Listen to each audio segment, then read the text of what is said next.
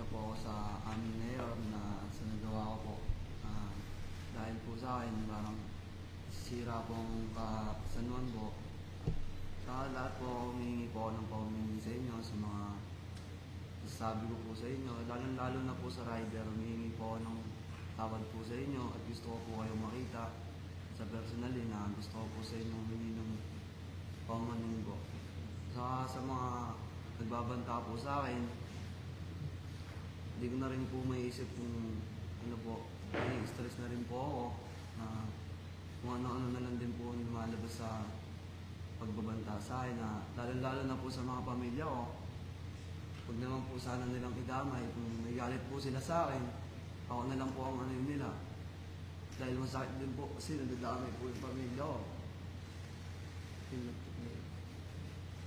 Tutusin po, di ko na po sila mabilang. Sobrang dami po nagbabanta sa akin. Nakesyo daw po babarilin na lang, ganun po. Sa akin po, aminado naman po ako, mali po ako sa nagawa. Ako po humihingi ng paumanhin sa lahat ng mga nakabalang tao, lalo na po sa rider po na nabasa ako. Sa lahat po nung nagpi-fakebook, huwag nyo na pong gawin yun dahil sa karamihan na tao, sila po yung naaabala nyo. Hindi naman po ako. Sa maawa din po kayo sa mga seller, rider, sa mga fast food na ino-orderan nyo ng pagkain, sa kanila lang po kayo maawa, huwag na po sa akin.